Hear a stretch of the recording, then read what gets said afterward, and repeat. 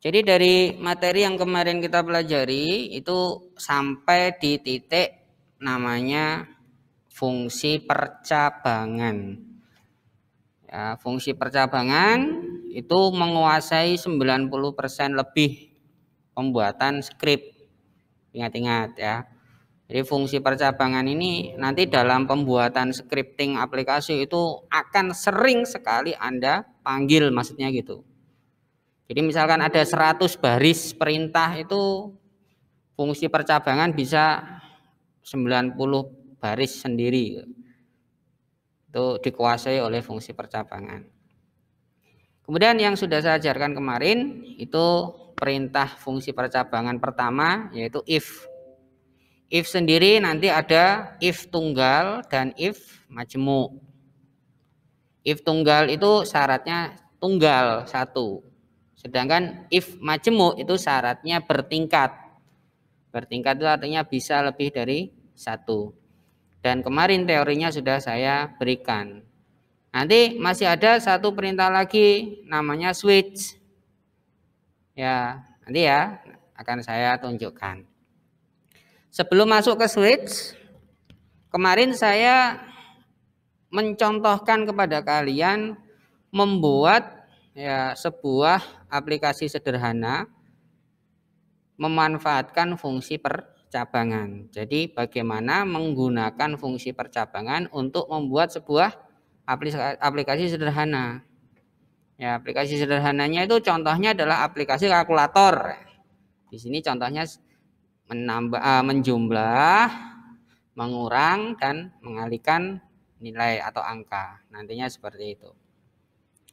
Jalannya aplikasi, nanti menu itu akan dimunculkan dulu di layar. Ya. Setelah menu dimunculkan di layar, kemudian ada pertanyaan muncul.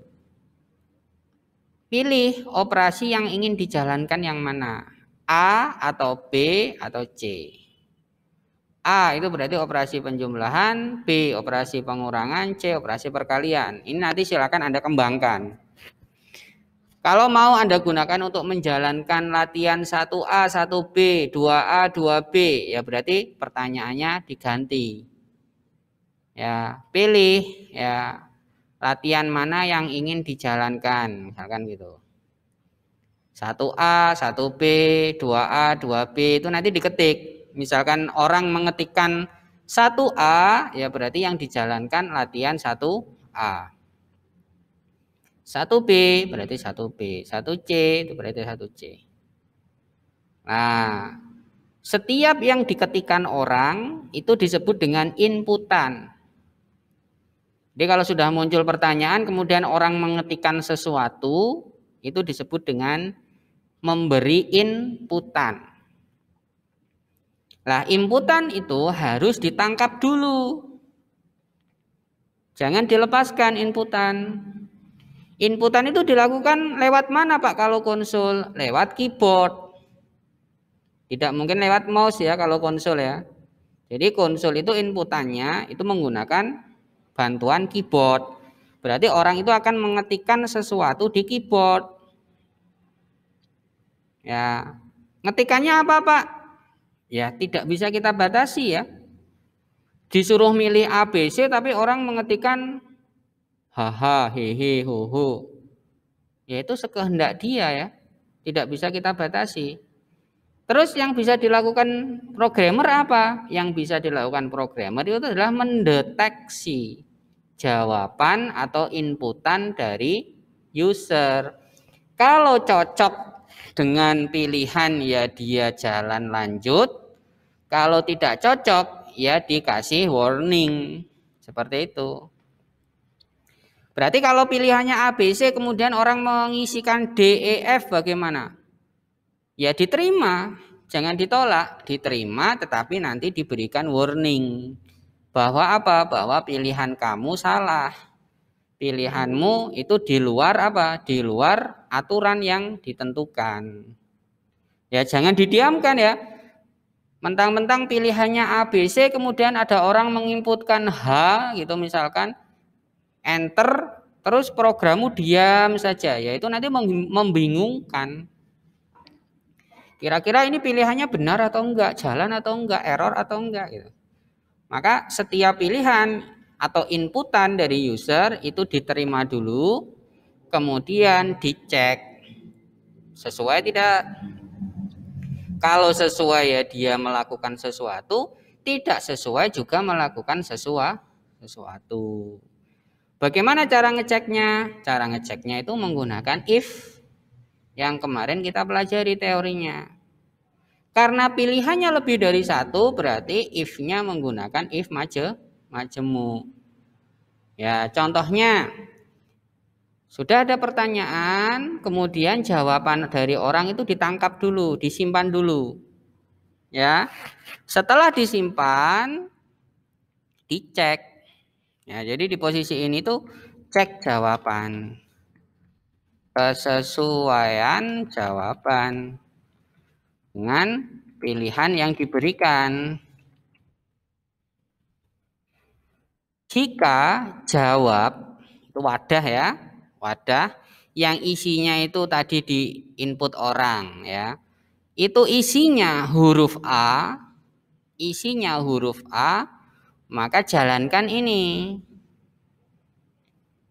Jika bukan huruf A bagaimana? Jika bukan huruf A, cek yang lain, apakah huruf B. Jika benar, jalankan ini. Jika bukan A, bukan B bagaimana? Cek jawaban yang lain. Apakah huruf C? Jika benar, jalankan ini. Terus kalau tidak A, tidak B, tidak C bagaimana? Kalau tidak A, tidak B, tidak C, munculkan juga sesuatu. Apa itu? Pilihan Anda salah. Ya, jadi tidak membingungkan, jangan ini ditinggal ya. Kalau ini ditinggal nanti orang menginputkan H, menginputkan X, menginputkan yang lain, diam saja programmu, tidak memberikan jawaban apa-apa. Nah, jadi hasil akhirnya nanti muncul tampilan menu sederhana. Namanya ini menu pilih. Pilih A, maka jalan ini. Pilih B, maka jalan yang B. Pilih C, maka jalan yang C, dan seterusnya. B, maka jalan B. Nah, sekarang Pak, kalau saya memilih A atau B atau C atau yang lain, itu programnya jangan keluar dulu bagaimana? Kalau kalian ingin programnya tidak segera keluar, ya di sini ditahan dengan pertanyaan lagi. Ya, ini saya copy. Nah, ini saya copy, saya taruh di sini. Ya, jadi setelah proses deteksinya itu menjawab sesuatu, di bawahnya sini saya akan berikan pertanyaan kalau misalkan prosesnya ingin dilanjutkan atau keluar. Misalkan ini agak ke bawah ya, posisinya saya taruh di posisi 22 gitu ya. 22 atau 23. Pertanyaannya diganti. Apakah ingin keluar? Nanti kan ada Y atau N. Jawabannya kan gitu. Ya. Jadi setelah milih, misalkan di sini saya pilih A, enter. Ini A, pilih, Anda memilih A. Terus ada pertanyaan lagi, apakah ingin keluar? Ini pilihannya hanya dua, ya, yes, Y, atau N, no. Misalkan seperti itu. Berarti bagaimana? Ya berarti ini juga harus ditangkap dulu jawabannya. Siapkan string lagi, tapi jangan sama ya. Ini menjawab pertanyaannya siapa dulu? Alfedin ya. Pak, bagaimana kalau misalkan variabel itu satu saja? Kalau satu saja Anda gunakan berkali-kali ya berarti jawaban yang lama ketumpuk dengan jawaban yang baru, isinya ketumpuk. Maka di sini saya siapkan variabel yang lain. Ya. Ini pun menangkap inputan dari user, menangkap. Jadi read line. Jadi ada pertanyaan, kemudian user jawab. Jawabannya itu disimpan di dalam variabel namanya JWB1. Ini JWB, ini JWB1. Terus hasilnya bagaimana? Ya dicek lagi apakah jawaban ini JWB1 ini isinya huruf Y besar.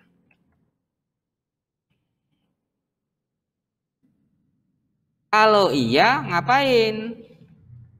Kalau tidak, ngapain? Kalau tidak itu tidak yang seperti apa? Huruf N atau tidak huruf N? Pola pikirnya harus dibayangkan sampai sana ya. Else itu berarti selain huruf Y besar. Selain huruf Y besar itu berarti huruf Y kecil bisa, huruf N kecil bisa, N besar bisa, huruf A bisa, selain A bisa, semuanya bisa, itu else. Tapi kalau kalian mau kunci jawaban itu harus huruf N besar, ya di sini harus ada if lagi. Jangan di else saja. Tapi syaratnya harus ditunjukkan dengan jelas. Kalau seperti ini berarti yang dicek hanya huruf Y besar, bukan Y kecil. Selain itu ya N besar, bukan N kecil. Ya, diingat-ingat ya. Kalau tidak dikasih if, di sini kamu hapus if-nya, berarti yang dicek selain huruf Y besar. Y kecil bisa, N kecil bisa, N besar bisa, A kecil, A besar, B kecil, B besar, semuanya masuk di sini. Ya, tetapi kalau kalian kasih syarat jelas, ceklah huruf N besar. Berarti kalau tidak Y besar, ya N besar. Pilihannya hanya ada dua itu. Terus kalau tidak Y besar, tidak N besar bagaimana? Ya berarti ada else di sini. Nah itu baru sisanya. Nah, ini belum selesai. Kita tangkap dulu. Ya di sini dengan perintah yang lain. Kita jalankan satu persatu. Bagaimana jika ada orang menjawab Y besar? Kalau ada orang menjawab Y besar, programnya balik ke atas. Jadi perintahnya ini suruh balik ke atas. Balik ke atas ini berarti menjalankan ini lagi. Paham ya? Saya ulangi. Pertanyaan gini, apakah ingin keluar? Oh maaf, apakah ingin keluar? Ya. Kalau jawab iya, berarti keluar kan? Keluar. Keluar itu berarti selesai persoalannya. Keluar, nutup. Ya. Tapi kalau orang jawabnya N, no, itu berarti programnya balik ke atas. Programnya balik ke atas. Ngulangi, maksudnya suruh ngulangi lagi, balik ke atas. Oke. Konsepnya seperti ini. Jika ada jawab Y besar, keluar. Keluar itu berarti program sudah tidak ditahan lagi. Ya, berarti turun ke sini programnya. Dari posisi ini dia turun ke sini. Jangan ditahan lagi. Ya, jangan ditahan lagi. Wis keluar. Nah, kita butuh lompatan. Melompat keluar.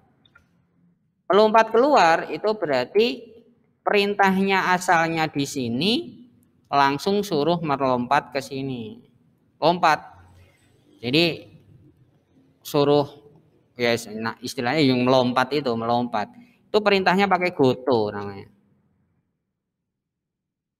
Goto ini juga percabangan ya, tapi percabangan yang tidak ada syaratnya. Ya wis lompat, ya lompat dia. Sudah tidak ada alasan lagi. Suruh melompat, lompat, ya lompat. Lompat kemana? Nah ini butuh sasaran. Goto itu butuh sasaran. Misalkan sasarannya itu saya berikan kata keluar. Goto keluar. Nah, Keluar ini sasaran, istilahnya disebut dengan label. Goto keluar. Nah, keluarnya taruh di sini. Cara nulisnya gini. Perhatikan ya. Goto keluar, dia akan mencari sasaran, kata keluar. Kata keluar itu di mana? Misalkan saya buat di sini. Nah, itu ngelompat dia cari, ngelompat. Berarti perintah yang lain akan diabaikan. Dia langsung keluar, sudah melompat gitu ya. Kita buktikan ya. Misalkan saya jawab A, sudah ya. Anda memilih menu A. Apakah ingin keluar? Saya jawab Y. Y besar ya. Y kecil tidak ada detektornya loh. Ini Y besar karena if-nya itu yang dideteksi adalah huruf Y besar, bukan Y kecil. Enter. Ya. Enter ini berarti dia melompat ke sini. Ya, melompat ke sini. Loh kok nggak keluar Pak? Kenapa? Karena di bawah masih ada yang nahan. Masih ingat dulu ada perintahnya di sini. Ini masih ada yang nahan. Jadi dia tidak langsung keluar sudah nutup, itu enggak. Dia masih ada yang nahan. Bagaimana kalau misalkan ini dimatikan? Jadi yang nahan hanya satu di sini ya kan? Yang nahan kan hanya satu di sini. Ya. Itu ini titik duanya. Oke, enggak apa-apa. Coba kita jalankan lagi.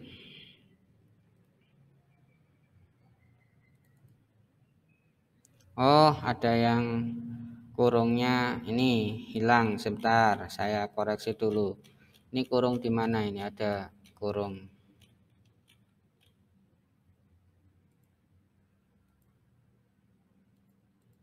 Ini ada kurung yang tidak kepake. Ini saya hidden dulu ya. Saya del ya, saya del. Biar enggak bingungi skripnya. Oke, sampai titik ini dulu. Ini saya cut. Saya simpan di notepad dulu ya. Saya simpan di notepad dulu skripnya. Perhatikan ini ada kurung kurawal tutup yang posisinya ada di sini. Ini miliknya siapa? Kita lihat. Kalau dia tidak punya, tidak ada pemiliknya ya harus dimatikan. Oke, ini dikasih penutup dulu ya labelnya.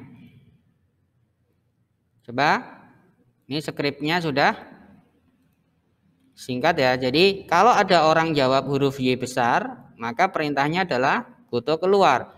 Goto keluar berarti terlempar ke sini dan sudah tidak ada yang nahan. Sudah tidak ada yang nahan.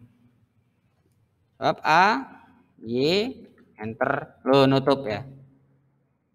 Jadi aplikasinya langsung nutup. Tidak ada babi bu lagi.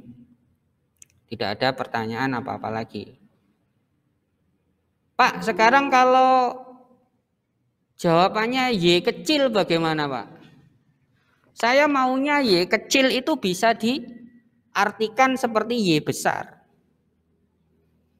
Kalau seperti itu berarti ada istilah penggabungan syarat. Jadi penggabungan syarat itu kalau Anda buka modul nanti ada apa maksudnya Mas Arvedin tanyanya. Pak apa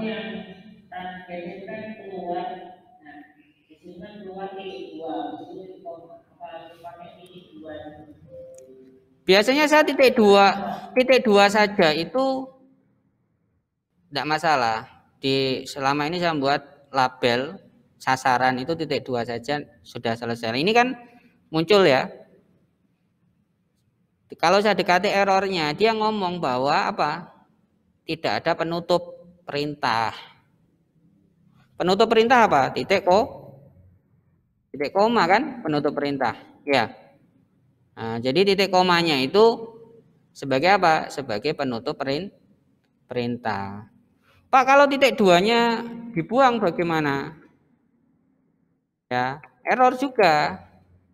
Karena penulisan label itu kata-katanya apa, kemudian dikasih titik dua.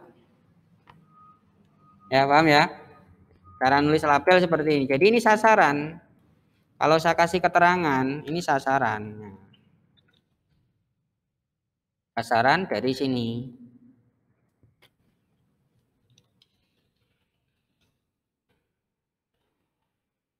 Ini juga percabangan ya, perintah ini juga perintah percabangan, tapi percabangan tanpa syarat.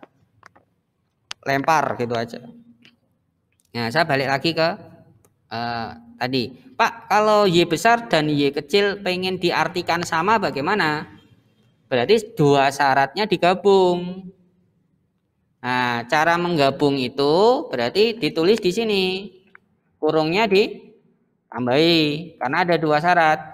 Kemudian disambung dengan penghubung namanya atau.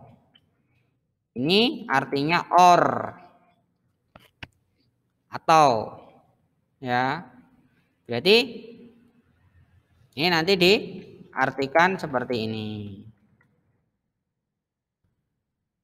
Jika yang diberikan orang jawabannya itu huruf Y kecil, Y besar atau huruf Y kecil. Jadi ini perintah atau. Suatu saat Anda butuh perintah N dan itu lambangnya seperti ini.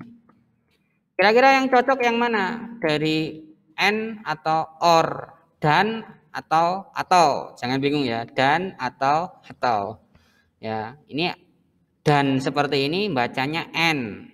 N ya, N gini. Kalau yang tadi bacanya or. Ini gunanya untuk menggabung dua syarat menjadi satu. Ini seperti ini tandanya. Yang cocok N atau or. Jawabannya adalah untuk kasus ini yang betul adalah or. Karena orang bisa saja menjawab pakai huruf Y besar, tapi bisa juga menjawab dengan huruf Y kecil. Itu berarti kan pilihannya atau Y besar atau Y kecil. Yang bawah pun sama berarti. Ini yang bawah. Kalau mau digabung syaratnya seperti ini, kurungnya tambahi. Ya. Jadi N besar di sini atau N kecil. Saat ada orang memberikan jawaban Y besar, ya ini jalan. Saat ada orang menjawab Y kecil, ini juga jalan. Saat ada orang menjawab N besar di sini nanti jalan. Saat ada orang menjawab N kecil di sini juga jalan. Sisanya berarti di luar itu. Ya, ini kasus pertama. Ada pertanyaan lagi, apakah ingin keluar? Kalau Y besar atau Y kecil langsung melompat ke sini. Di sini sudah tidak ada yang nahan, selesai berarti aplikasinya nutup.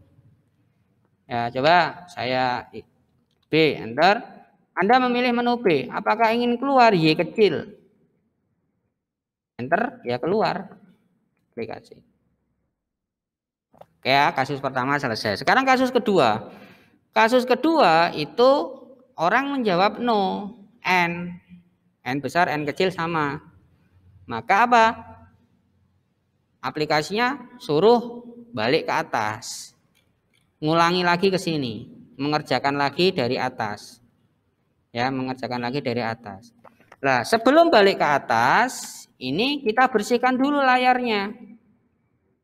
Ada perintah untuk membersihkan layar itu namanya console clear.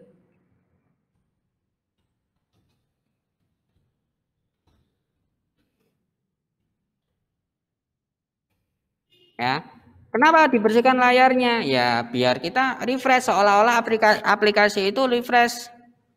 Ya, refresh balik ke atas. Balik ke atas nanti memulai dari awal lagi. Terus setelah dibersihkan layarnya bagaimana Pak? Setelah dibersihkan ya goto atas misalkan. Ada goto keluar, ini goto atas. Tinggal kita atur atas itu di mana, mau balik dari mana. Balik dari sini Pak, boleh. Ya. Balik dari sini boleh. Ya ini tidak saya kasih titik koma, coba jalan atau tidak.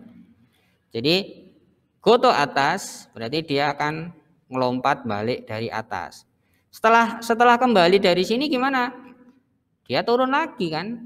Turun lagi. Jadi kalau saya jawab A, enter. Ini kan sudah ada inputan macam-macam. Sampai sini kan? Kemudian saya jawab no, N kecil. Berarti tampilan yang sudah saya buat sebelumnya akan dibersihkan. Seret, enter. Nah, kan bersih dulu sebenarnya, ini bersih dulu. Kemudian nyetak lagi. Mata kita seolah-olah nggak bisa ngikuti. Tapi sebenarnya prosesnya adalah layarnya dibersihkan dulu dari semua yang pernah dimunculkan di situ. Kemudian apa? Kemudian dia mencetak lagi ke layar. Tulisan apapun dicetak lagi di layar. Saya bisa memulai dengan A, enter. Ingin keluar, no, enter. B, enter. Ingin keluar, no, enter. C, enter. Ingin keluar, yes, keluar. Nah, jadi ini aplikasinya sekarang sudah bisa apa? Sudah bisa continue, tidak seperti kemarin, jalankan keluar, jalankan keluar, jalankan keluar. Sekarang dengan kita mengerti fungsi percabangan, maka kita bisa sedikit membuat aplikasinya itu berputar, circle ya, mutar, tidak langsung keluar. Tapi dengan akal-akalan Anda harus bisa melogikakan ya alurnya. Sekarang kalau jawabnya H, jawabnya F misalkan, jawabnya selain Y dan N bagaimana? Di sini. Nah, di sini kan? Itu gimana, Pak? Ya, terserah kalian. Misalkan kalian mau anggap ini sebuah kesalahan dan dikeluarkan, ya tidak apa-apa juga. Tapi kalau mau dikasih pertanyaan lagi, ya silahkan juga, gitu. Jadi posisi else ini adalah untuk jawaban selain Y besar, Y kecil, N besar, N kecil. Mau diapakan di sini?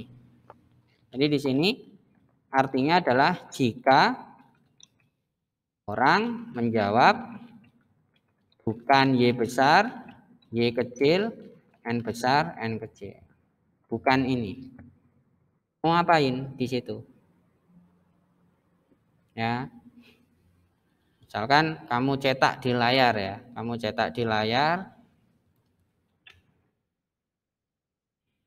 Tulisan seperti ini. Ini posisinya di bawahnya persis ya. Bawahnya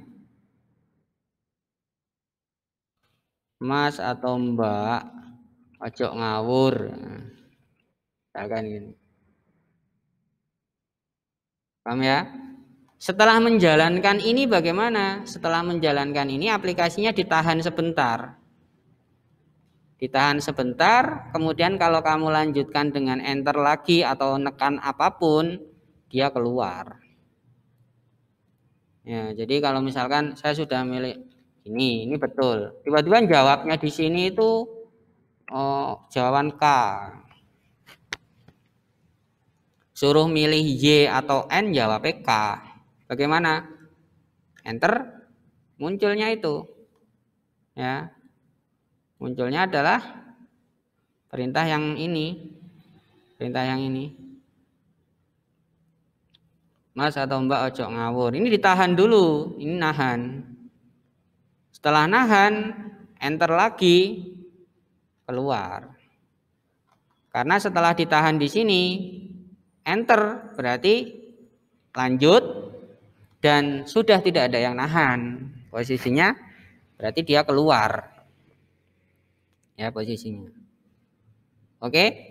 Jadi saya sudah bisa membuat skrip untuk melakukan perputaran perintah ya. Perputaran perintah dari atas ke bawah, suruh balik lagi ke atas. Nanti kalau tidak balik ke atas berarti langsung keluar atau apa. Itu dengan if. Nah, sekarang yang ini bagaimana? Kalau saya milih A ngapain? Kalau saya milih B ngapain? Ya, itu berarti ada perintah-perintah tambahan di sini kan. Anda bisa memfungsikan sesuatu di situ, misalkan Anda meminta orang untuk memasukkan angka. Ini di posisi misalkan 20. 20, misalkan Anda tuliskan. Ketikkan angka pertama. Ketikkan angka 1. Kemudian di sini ditangkap. Ditangkap ya. Pakai tipe apa? Float boleh. Angka 1. Ini apa?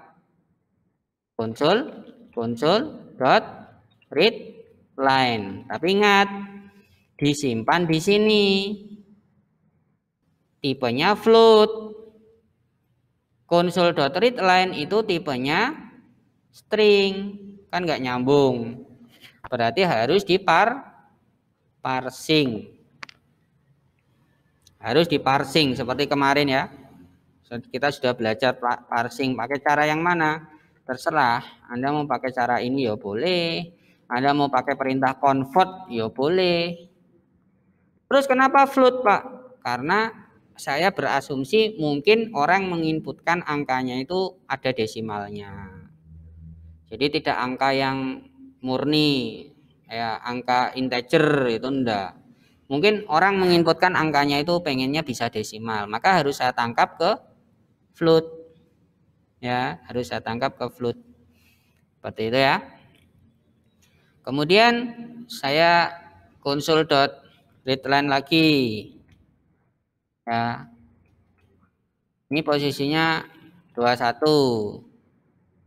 Ini 2. Angka kedua. Terus karena posisi A ini adalah penjumlahan, berarti apa? Berarti saya harus menciptakan hasilnya. Hasilnya adalah apa? Angka 1 ditambah angka 2. Karena ini penjumlahannya kan. Nanti kalau yang pengurangan berarti angka 1 dikurangi angka 2. Terus muncul tampilan di layar. Ya, hasil penjumlahan ya, seperti ini. Nah, ini di posisi 22. Ya, hasil penjumlahan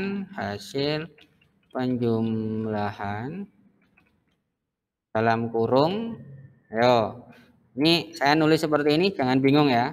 0 saya tambah dengan 1 sama dengan ya. Jangan bingung loh ya. 0 itu angka 1, satunya angka 2, terus hasilnya di sini 3. Ini berarti HS. Ini nanti muncul di layar di posisi 10,22 tulisan ini. Hasil penjumlahan ya, ada kurung buka, kemudian muncul angka satunya. Angka satunya berapa? Terserah diinputkan berapa tadi. Ditambah angka 2-nya berapa? Muncul juga. Tutup kurung. Kemudian muncul tanda sama dengan. Setelah muncul tanda sama dengan, muncul hasilnya. Jadi kalian sambungkan dengan materi sebelumnya, yaitu tentang format teks. Ya, saya pernah menjelaskan tentang cara penulisan output seperti ini. Kemudian diteliti, ini 10,22 benturan enggak? Oh, ini ada 22 di sini. Ya, ini diturunkan. Tulisan ini diturunkan. 23 misalkan gitu ya. Biar tidak benturan. Yang ini 24 gitu. Ini kan benturan nantinya. Oke, kita coba. A, enter. Nah, kan muncul itu. Pada saat saya milih huruf A, ya, sebagai pilihan proses, maka jalan ini. Misalkan saya masukkan 10,34. Angka satunya adalah 10,34. Float nerima karena float bisa diisi desimal ya. Enter. Pada saat saya enter, maka tersimpan ke sini angka 1. Kemudian muncul lagi perintah. Ketikkan angka 2. Angka 2-nya misalkan 5,78. 5,78 itu berarti kalau saya enter itu akan tersimpan di sini. Nah, ya sebentar. Kemudian di sini ada error muncul. Index 0 must be ini dia membutuhkan alur ya. Ini 1 2. Oke. Dia tidak bisa menemukan. Index 0 bits must be greater than equal. Oke, ini berarti indeksnya yang ulangi 0 ya. 0 1 2 ya. Oke. Masih trouble. Oke, nggak apa-apa. Dicoba. Oke, indeksnya mulai dari 0. Kita isi A, enter. 34,78, enter. Kemudian 5,67, enter. Nah, muncul ya. Masalah indeks saja. Ini 0 urut ya, mulai dari yang terendah. 0 berarti ngambil ini. 1 berarti ngambil ini. 2 berarti ngambil ini. Yang kita inputkan tadi, lah, yang saya inputkan kan 34.78, Pak. Itu kok munculnya di sini tidak ada, Pak, titiknya. Kemudian 5.67 ini juga terus ini. Jadi lambang desimalnya itu seolah-olah kemana? Hilang ya. Lambang desimalnya seolah-olah dibuang ya. Nah, ini catatan kalau kalian menggunakan konsep string format. Jadi menuliskan seperti ini, itu secara otomatis akan menjadikan angka ke string, mengkonversi angka menjadi string ya. Jadi dia punya catatan. Karena saya tuliskan di dalam sebuah string, berarti angka-angka ini akan dibawa ke mode string. Nah, desimalnya seolah-olah musnah ya. Tapi kalau dilihat dari sini, 8 ditambah 7, 15, 5. Nambah di sini 8, 8 tambah 6, 14. 14 nambah ke sini. Ya, 5, 5 tambah 5, 10. Tambah sini 4. Ini sebenarnya betul ya. Perhitungannya betul, hanya lambang desimalnya itu yang komanya itu yang tiba-tiba hilang ya, atau dibuang. Ya, seperti itu. Oke, kalau ada problem di situ, berarti kita gunakan cara yang lain. Ya, cara yang lainnya ya berarti kita potong-potong menggunakan fungsi concatenate biasa. Tapi di sini ini kita potong-potong, berhenti di sini. Saya tambah dengan angka 1. Saya tambah lagi dengan tanda plus. Saya tambah lagi dengan, atau saya gabung lagi dengan angka 2. Saya gabung lagi dengan kurung tutup sama dengan, saya gabung lagi dengan HSL. Nah, kita pakai cara yang biasa ya. Jadi ini tulisan sampai sini digabung dengan nilai angkanya berapa, digabung lagi dengan tulisan plus, karakter plus, digabung lagi dengan angka yang kedua, digabung lagi dengan kurung kurawal tutup sama dengan. digabung lagi dengan nilai hasil. Sebenarnya niat yang atas itu sama, tapi yang atas ini nanti butuh penanda angka ya, butuh penanda angka. Di belakangnya sini itu butuh penanda angka, dan itu harus dihafalkan. Untuk sementara saya tidak tunjukkan dulu penandanya, karena setiap tipe angka, tipe numerik itu punya penanda sendiri-sendiri. Ada yang huruf D, ada yang huruf F, gitu, ada yang huruf N, macam-macam. Ya, untuk sementara seperti ini dulu. Ya. Jadi kalau yang atas itu menjadikan lambang desimalnya itu di hidden atau disembunyikan, ya kita coba pakai cara ini. Oke, saya jalankan. A misalkan kita isi 45,70 ditambah dengan 20,89, enter. Wah, masih tidak mau ya, tidak mau muncul ya. Kalau tidak mau muncul lambang desimalnya, ini kita coba tampilkan dulu. Ya, kita coba tampilkan dulu angkanya ini dia sudah benar tersimpan seperti itu atau berubah. Caranya bagaimana? Caranya ini dimunculkan dulu ya. Dimunculkan dulu masing-masing nilainya. Dimunculkan dulu. Misalkan di sini sebelum saya operasikan ya, sebelum saya operasikan itu saya munculkan dulu. Misalkan posisinya ini saya copy lagi. Saya munculkan dulu. Benar atau tidak. Nilainya itu tersimpan dengan benar atau tidak. Console.write angka 1. Ya. Angka 1. Coba, misalkan saya ngisikan ada desimalnya, dia otomatis masih tersimpan sebagai desimal atau tidak. Misalkan ini 20.89, enter. 23.10, enter. Nah, di sini ya. Dari prosesnya ini saja itu desimalnya seolah-olah dibuang ya di posisi ini. Bagaimana sekarang kalau desimalnya itu saya gunakan benar-benar tanda koma. 12,78. Di sini 10,50, enter. Nah, ternyata dia masih terbaca.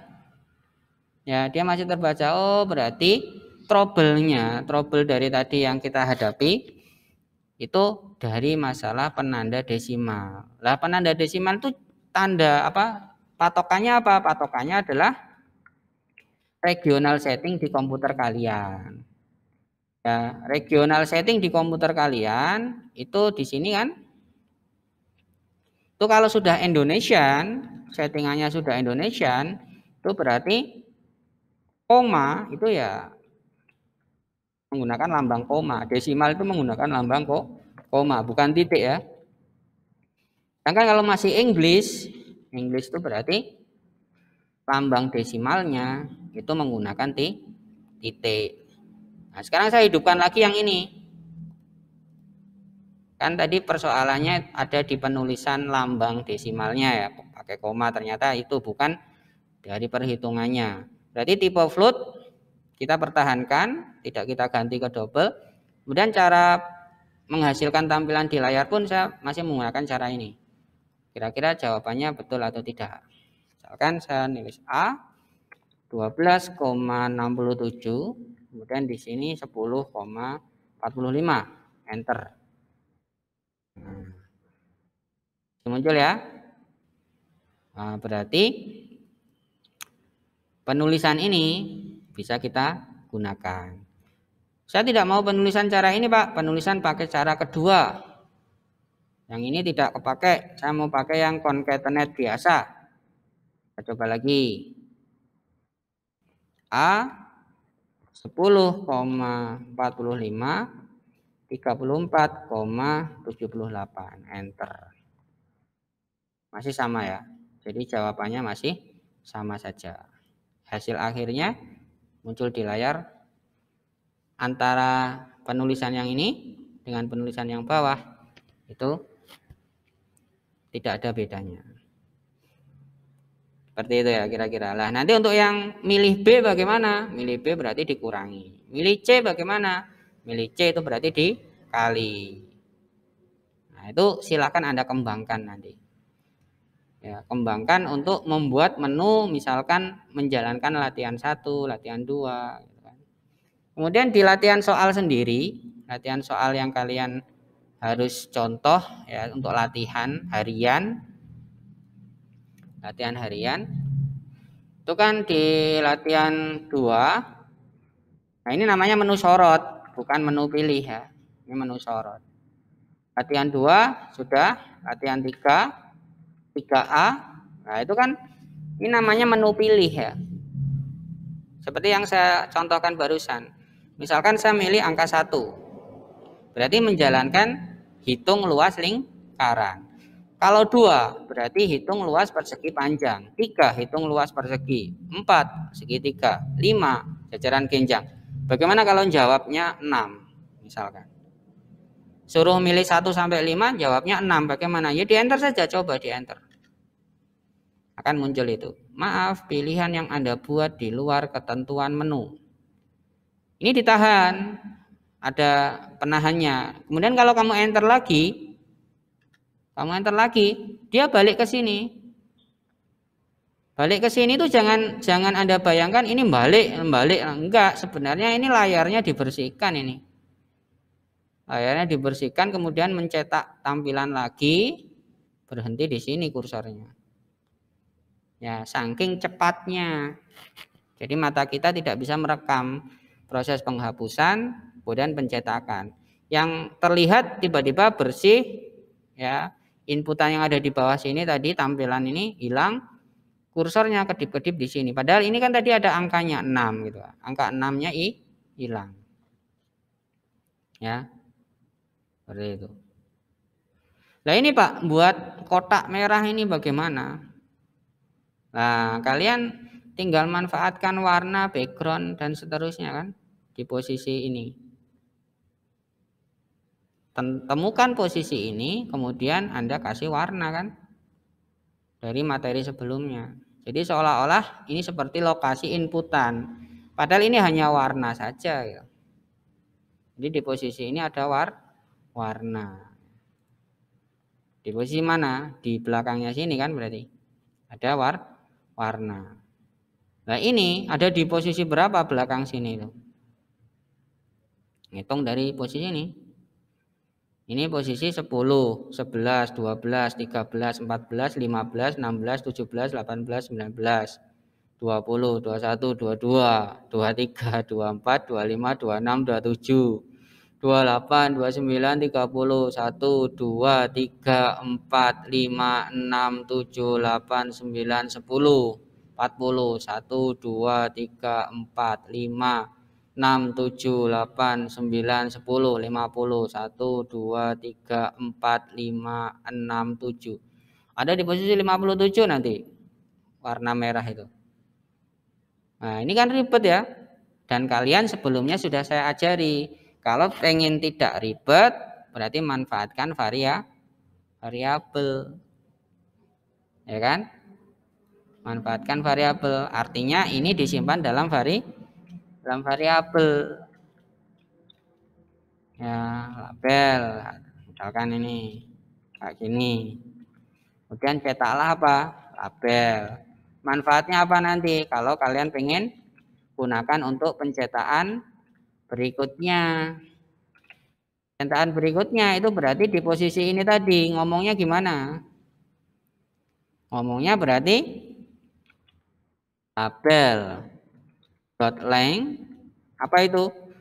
Panjangnya tulisan label. Ya, panjangnya tulisan label. Nah, ini posisinya pasti 19 ya. Ada di posisi 19 pastinya. Karena berada di samping kanannya sini. Berarti panjangnya tulisan ini. Tapi ingat sebelah kirinya itu kan masih didorong 10. Jadi dari sini kan didorong 10 dulu. Setelah didorong 10 baru nulis ini kan. Berarti cara menentukannya adalah 10 plus panjangnya tulisan ini. Kalau panjangnya tulisan ini saja tidak kamu tambah 10, maka tetap benturan berada di sekitar sini nanti kursormu. Karena tulisan yang ini itu posisinya adalah 10 dari kiri, baru dia nulis. Ya, paham ya? Kemudian apa yang dicetak di layar? Yang dicetak di layar apa? Muncul dot right apa? Yang dicetak di layar spasi kosong. Ini. Tapi diwarnai. Ingat, sebelum tulisan foreground. Ya, foregroundnya apa? Background. Backgroundnya apa? Ya kan? Jadi setelah ngetik ini, nulis ini, dia mencetak spasi kosong. Spasi kosong ini, warna merah ini. Tapi posisinya apa? Posisinya nanti ada warna dan ada warna background dan warna tulisan. Seperti ini kan? Nah, kan? Loh Pak, kursornya kok di sini? Harusnya di bawah sini. Ya dikembalikan posisinya kursornya. Tinggal kembalikan kursor saja kok. Jadi ini dipanggil lagi. Ini lagi. Dan dari video ini nanti kalau kalian nonton, coba sambil nyontoh yang saya berikan ini sambil dibayangkan. Skripnya kok bisa seperti ini ya? Kenapa? Kok langsung turun ke sini dulu, terus sini, kemudian kok manggil lagi ini, fungsinya untuk apa? Jadi fungsi manggil ini untuk mengembalikan posisi kursornya mundur. Tadi kan sudah di sini, suruh mundur lagi. Ya, jadi nanti kalau saya ngisi gini, itu posisinya kan di situ. Dan saat saya enter, warnanya merah semua. Warnanya merah semua. Karena settingan warnanya kan sudah berubah ke tulisannya putih, backgroundnya merah. Biar nggak gitu gimana? Biar nggak gitu ya dinetralkan. Tapi perintah warna ini dipanggil lagi. Apa berarti tulisannya putih, backgroundnya hitam. Nah, ini logika semuanya ya. Anak IK 3, kalian IK 3.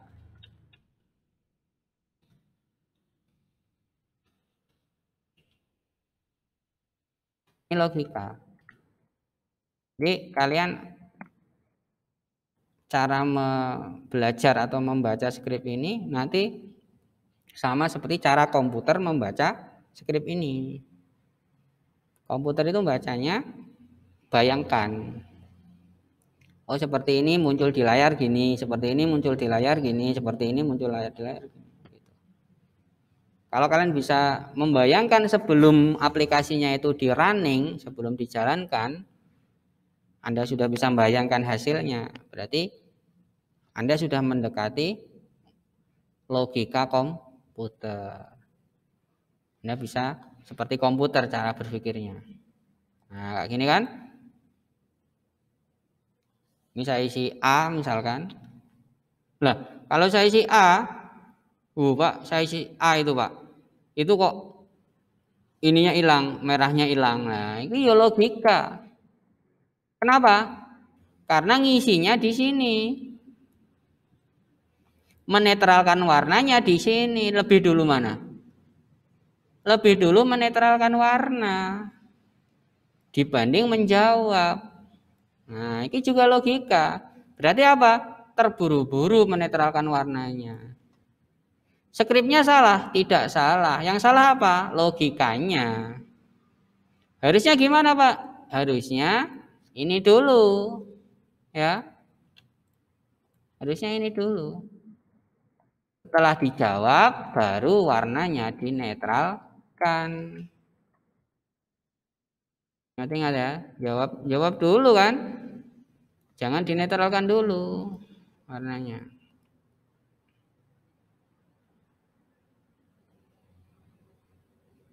Oke, misalkan saya isi A.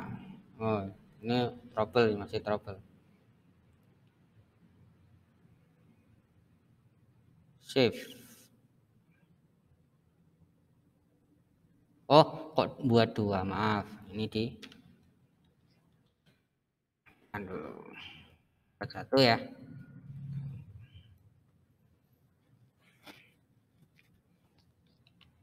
Kan gitu. Jadi nangkap dulu, baru apa? Baru kalau sudah di enter, nyimpan ke sini, nyimpan ke variabel jawab, baru warnanya dinetralkan.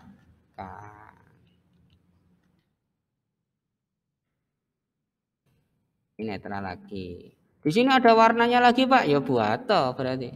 Karena seperti yang saya contohkan sebelumnya. Oke? Oke, kira-kira materi kita hari ini itu dulu.